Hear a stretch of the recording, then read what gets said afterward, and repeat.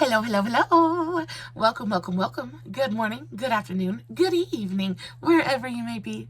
Welcome back to my channel, my lovelies. If you've never been here before, thank you so much for clicking on my video. I am so happy you found me.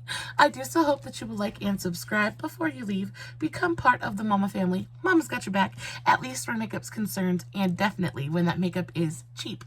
Today is True Love Tuesday. I'm very, very excited. We're headed back to ancient Rome for this week's love story. We're talking about Antinous and Hadrian. It is going to be such a great story, full of romance and mystery and intrigue. I think it's going to be a really, really good time. As I tell you guys this epic love story, I'm going to be doing my makeup. We're doing this gorgeous smoky eye today. This was very much inspired by ancient Roman women, very heavily influenced by Cleopatra back in the day. So smoky eyes with pops of green or blue, pale skin, and bold red lips is like the look of the day. So that's what I'm going to try to recreate today. We're going to use the BH Cosmetics F Off palette for this look. It is such a gorgeous, gorgeous palette. I love the color story. Super normal, super neutral, but it's got pops of green and blue, a little bit of purple. It's a beautiful, beautiful color story. On top of that, the formula is just, chef's kiss. So easy to use. This blends out effortlessly. It is just so good. So we're going to use this palette, we're going to do this eye, and we're going to listen to a wonderful kind of love story. I hope you guys have just a few minutes to sit back, hang out with me, get yourself a big old glass of sweet tea or a cup of hot coffee. I am drinking green tea. It is so yummy, perfect for the day that we're having. It is so cold and windy and rainy and nasty outside today, so I'm staying very cozy in my office with my little space heater and my cup of hot green tea. Go ahead and diving right into today's video. I already have my eyeshadow primer on. We're still using the Milani shadow primer, and let's just jump right into it. If you see me looking over in this direction, it is because I am looking at my notes. I have the information retention abilities of a lemon. I just can't do it. So I make sure I can check my notes just to make sure I'm not lying to you guys. So, Antinous and Hadrian. So Hadrian was born in January 24th of 76 CE, ancient people, in present-day Spain, after his family had moved from present-day Italy. And he was connected, right? He was of noble birth, and he was actually his cousin. He was first cousin to the soon-to-be Emperor Trajan. And because of this, which is what most nobly born men of the time did, is he entered into a career of politics and public service. And this is basically when the ball gets to start rolling. So at the, what does it say? At the encouragement of his cousin's wife, the emperor's wife, among other politically influential people of the time, he married Trajan's grandniece, which was, in essence, his second cousin once removed. So, again, back in the day, intermarrying was not super uncommon at all. It was pretty much a common practice. You know, highborns married highborns, right? So he married his second cousin once removed, and it is very well known that this was not a happy union at all. They didn't want to be together. They married, was a marriage of convenience, and that was just about it. There's no record anywhere of of Hadrian having any kind of feelings for his wife at all.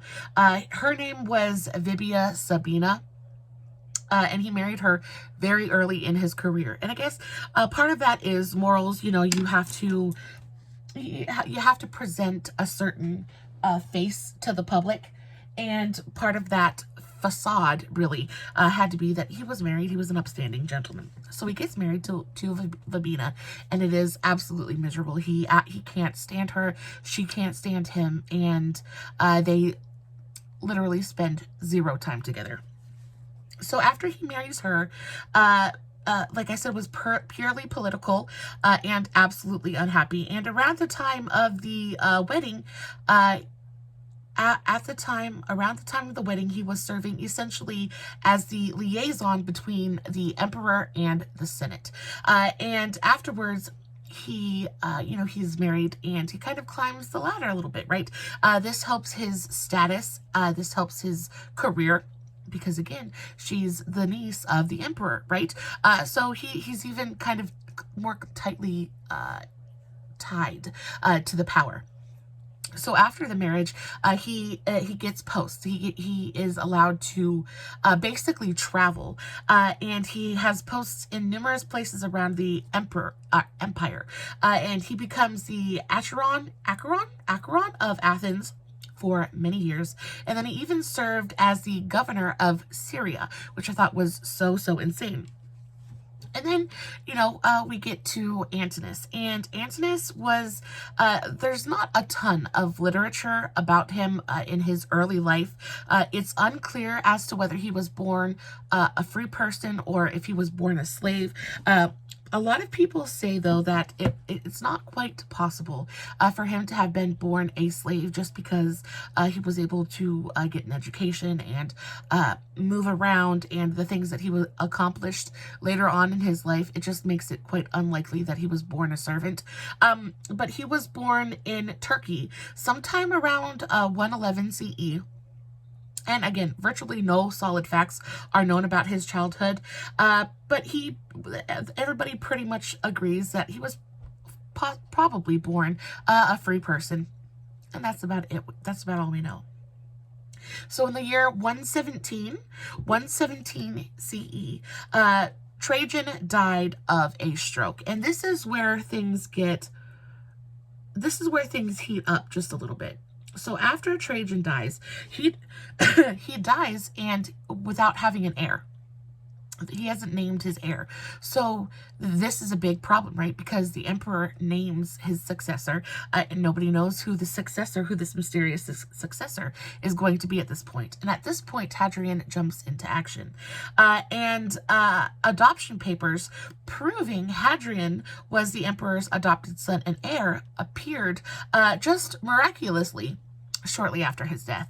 And we can all pretty much infer that this probably isn't legit. But the Senate, everybody is scared of a power struggle, right? Because when that happens, empires fall, kingdoms fall apart. So they're basically just looking for the easiest solution. The Senate is looking for the easiest solution without, damaging the structure that is Rome. So, they appeared, when these adoption papers appeared, they were signed by the emperor's wife and dated the day after the emperor's death. Never mind the fact that she was in Rome and he was still in Syria, I believe. Yeah.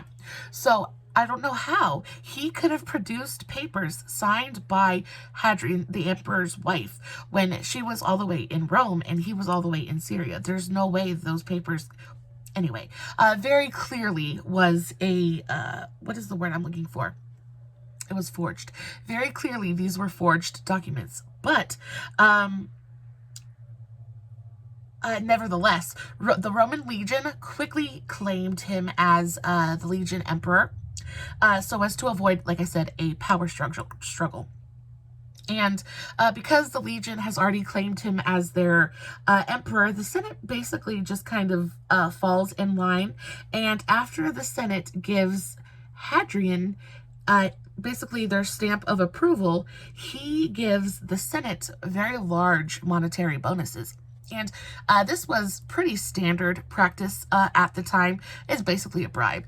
It's not said that it was a bribe. It was just kind of like basic standard practice. The new person in power just kind of hands out little gifts to everybody.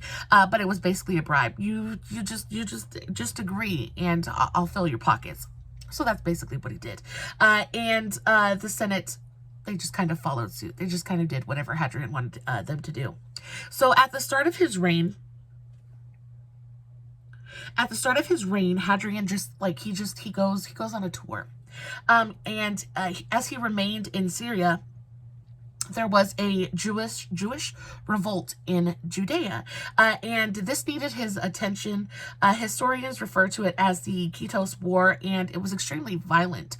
But to Hadrian's he was trying to find a peaceful solution to this. And I don't think it really happened because the combatants just really weren't willing to let it go. And again, religious wars are wars of moral standing and things like that. And men are not, especially men of that time, they just weren't willing to bruise their pride, bruise their ego, or let go of their beliefs in any way. They were willing to fight to the end. I was right. This is the one true. You know what I mean? So he was having a really difficult he was having a really difficult time finding any kind of peaceful solution to end this war. Yeah, so he gave up. What ended up happening is he gave up a lot of the area because this war had been started during Trajan's rule, I guess, during Trajan's reign, and it basically was Trajan was trying to cover more ground, gain more territory. So what Hadrian ended up having to do is giving up quite a bit of that territory in order to quell both sides and like end the war, basically. So that's what he did, and then quietly took out his anger on the commander of the Roman forces in Judea. And at this point, he very quietly stripped this commander of both his rank, his title, his lands, his money, and then his life. He was like, you failed me, and your time here is done. So it gets rid of this guy, puts a new guy in power. Historians, Hadrian embarked on a tour. At this point, he's kind of like, oh, we're good to go. Everything is fixed. I'm going to go tour my lands now. So that's what he does. He embarks on a tour of the empire, and he tours for quite a long while. Basically just getting to know his lands and getting to know the people under his control. Basically things like that. Just kind of took a little bit of a holiday, basically. Just kind of seeing what was out there. And during this time is when he met Antinous. So he embarked on a tour in June of 123 CE and reached the city of present-day Balu in Turkey, where Antinous lived. This is when the two met, though at this time it was just like a meeting in passing, and it really wasn't a romantic situation of any kind, but this is when their first recorded meeting occurred. And instantly he had a very, very big impact on Antinous. There was something, also back in ancient Rome, it was very, very common for younger men to find an older man to mentor them and to teach them the ropes. Now, this arrangement wasn't always a sexual or an intimate relationship. It wasn't always the case, but often it was. And there was a name for this specific kind of phenomenon, but I don't remember what it was, but it was very, very common for younger men to kind of follow around an older man, pick an older man, like a mentor, to really teach them, connections, how to, you know what I mean? Just kind of teach them the ropes and how to network, things like that, really help them advance themselves. So at this point, when Antinous meets Hadrian, he's like, oh my goodness, like this guy is the emperor, and he's a big deal. And of course there was an instant kind of spark between them as well. But again, the morality of all of this is quite a bit questionable. Just because Hadrian, I believe at this time, how old was he? Hadrian was he was 12. Okay, so Hadrian, Antinous was 12 at the time he meets Hadrian. Hadrian was 47. So there's an age difference. There's a 35-year age gap between Antinous and Hadrian, which is rather large. And at 12 years old, back then, I believe that he probably was fairly capable. They grew up fast back then. I'm sure he was probably fairly capable of making choices and decisions for himself at that time. And that's what he does. He says, this is my mentor. This is my guy. And though it wasn't personal, it wasn't a personal relationship at that time, it's kind of when the spark was kindled. And the meeting had a huge effect on Antinous and was a big part of why he decided to pursue his education in Rome, because that is, of course, where Hadrian resides, and if he wants to be close to Hadrian, he's got to be in Rome. So Hadrian returned to Rome in September of 125 CE. And over the next 3 years, Antinous and Hadrian they build their relationship. They get very, very close. So at this point, Hadrian is 15, and Hadrian is 50, and Antinous is 15. And this is when their romantic relationship starts. Now, I can understand that a little bit more. I can kind of understand, I don't know. I just keep thinking that if it was my son who was having a relationship with a 50-year-old man, I'd probably lose my mind just a little bit. But times were very, very different back then, and he had moved away from his home country and his family to follow this man to Rome. And whatever he had set out to do, basically, he had done it, right?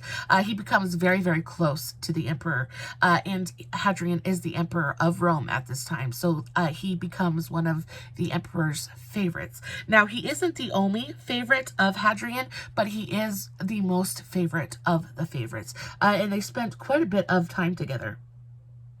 And Hadrian, there's no recorded occurrence of Antinous ever having any ulterior motives.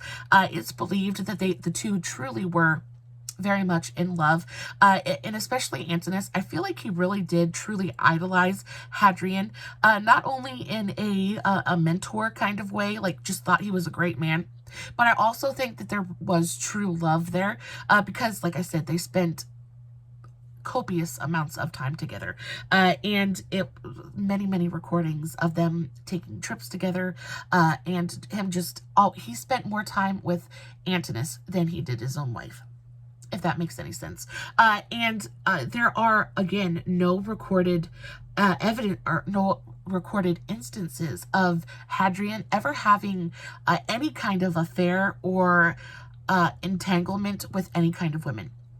So I don't even think that at this point the emperor was just, was even bisexual or anything like that. I really think he was just a gay man and enjoyed men. And I think that's, again, part of why his marriage to his wife was absolutely miserable. It just wasn't what he wanted. And again, there was no evidence that Hadrian ever expressed any romantic or sexual interest in any other woman. Their relationship was clearly romantic. The emperor had many favorites, but he described Antinous as being incredibly wise, and they enjoyed hunting and traveling together. And again, those were the big pastimes, especially of the nobility back then. If you weren't sitting there being fed grapes, you were out hunting and traveling and just basically enjoying a time, a life of leisure. And despite the significant age gap of 35 years, Antinous never tried to use the relationship for any kind of gain, either monetarily or politically. So that's why I say I really do think that he had genuine, true feelings for the emperor. And I really do think that he idolized him in a way. Just kind of like, just really enjoyed, just really thought he was a great man. Hadrian spent more than half of his reign traveling the empire, and when he left Rome in 127 CE, he took Antinous with him, and this, unfortunately, would be the last trip that the two ever took together. So they traveled all over the empire. They left Rome and traveled through parts of Italy, North Africa, Athens.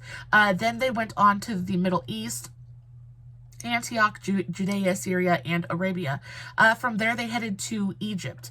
And this is when, kind of like the drama happens. So during this point, Antinous and Hadrian are, of course, on this trip together. But Hadrian, of course, brought his whole troop along for the ride, right? So like I said, Hadrian had more than one favorite, and there was another man by the name of Lucius that was probably the emperor's second favorite man. I guess, second favorite. And there was quite a bit of jealousy between Antinous and Lucius. Lucius, I didn't find a whole lot of literature on him, but it does seem that Lucius was quite a calculating and manipulative man, and was very jealous of the fact that Antinous was the emperor's favorite. So there's definite tension there, right? And during their time in Egypt, Hadrian and Antinous went on a hunt. They went on a lion hunt. There had been a lion that was causing trouble in Libya, and during the hunt, Hadrian, the emperor, actually ended up saving Antinous's life. And he was so proud of this feat of prowess that he actually had sculptures made. He had paintings. He had bronze medallions commissioned. He just wanted everyone to know that he had saved this man's life and that he was basically something special. So he goes on to mint all of these coins. And of course, the emperor has just saved Antinous's life, and he feels closer to him than ever.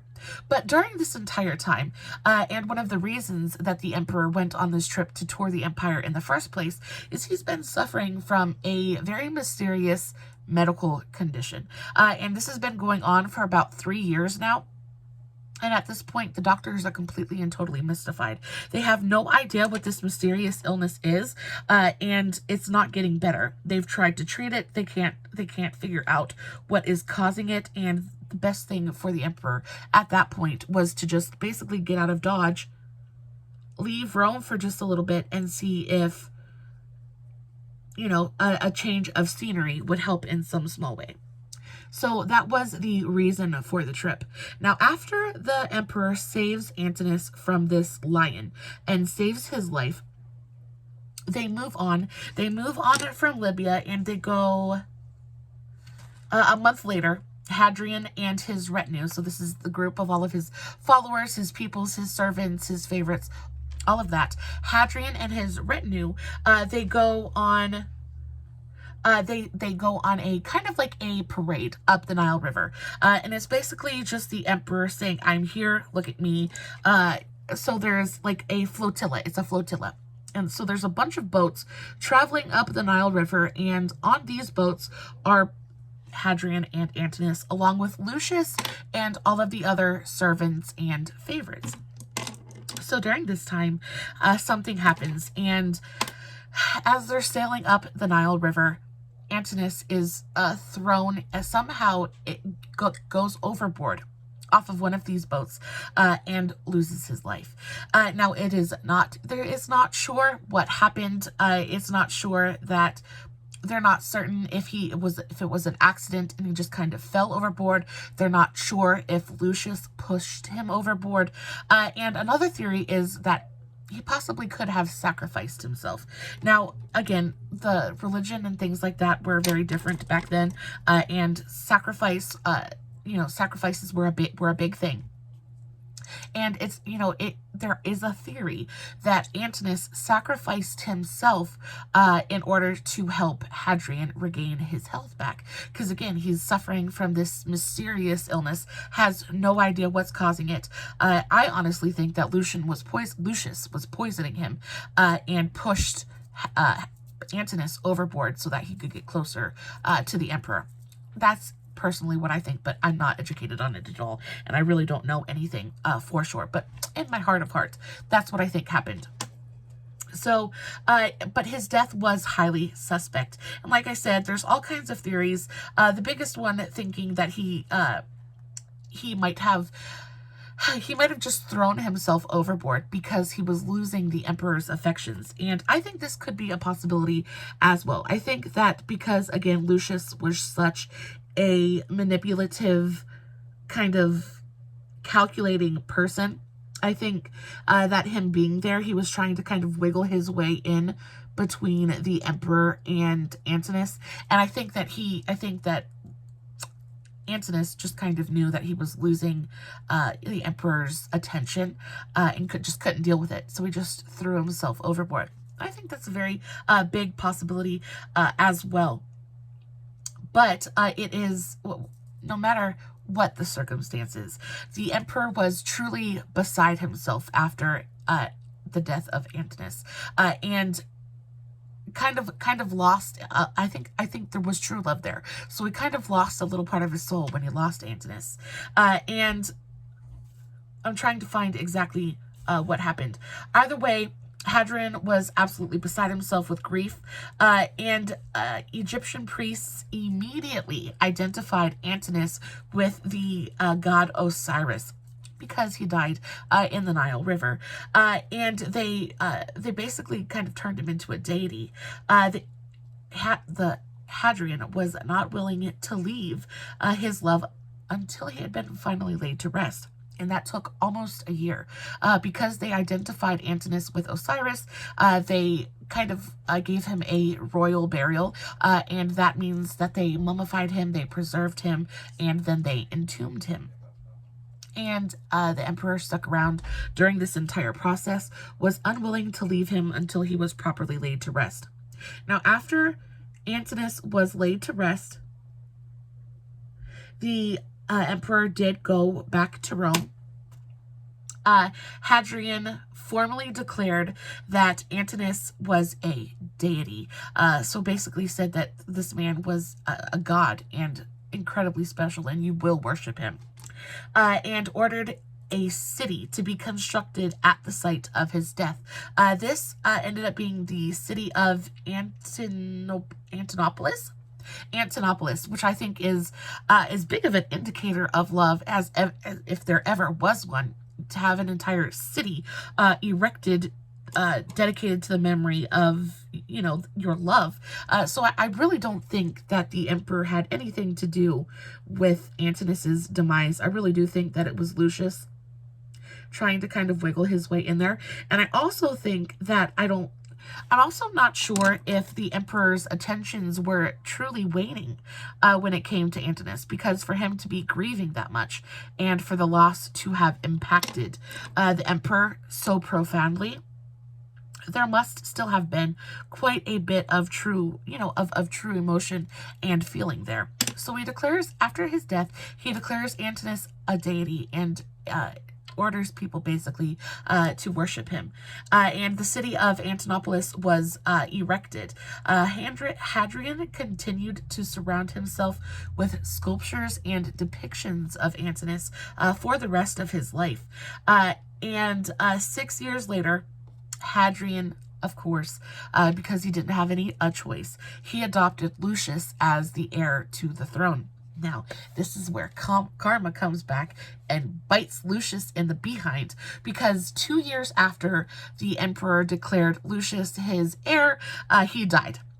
So he never actually, after all of that, after the possible murder of Antinous and after all of his scheming and manipulations, he still wasn't able to get the ultimate power that he had craved and been so willing to destroy so many for. So after Lucius dies, the emperor, he just kind of takes a step back and just stays in his villa, basically. And so Lucius never actually got the crown. And Hadrian just kind of retreated to his villa and just kind of stayed there. After ruling the empire for 21 years, after being the emperor of the Holy Roman Empire for 21 years, Hadrian died peacefully in his villa. And that is the end of our story. But Antinous continued to live on in the city of Antinopolis. Actually, people really identified with him as a deity and continued to worship him for many, many years to come. And it actually, I think, was so poetic, honestly, because he devoted his life to the emperor. He really was very selfless, never asked for anything in return. Just to be loved, and then to have his life end so quickly at such a young age, for no reason at all. His name and his personage was able to live on, and not only did he live on, but he received so much love in return from all of his worshippers and things like that. So I thought it was very, very poetic, very, very sweet that they continue to worship him. Now, I don't know too awful much about it. I am not an authority when it comes to ancient anything, but I just thought this story was a super sweet one. I thought it would be fun to share it with you guys this week. Please let me know in the comments how you felt about this week's video. I think next week I'm going to do something about, something mythological again, just because I really enjoying doing the mythological videos or the mythology love stories. I just think they're so fun. And they're always just so exciting and some of my absolute favorites. Guys, this is what the look looks like so far. I'm going to add a little bit of eyeliner and a little bit of mascara, and I will be done. I'll finish up my face and post finished pictures over on Instagram and Facebook. As always, everything that I used in today's video and all of my tags will be in the description box below. Of course, no edits, no fancy lighting. There is no filters on any of my videos. Guys, I hope you know that I love you so very much, and until next time, stay safe, take care of yourselves, and remember, you're important. Bye.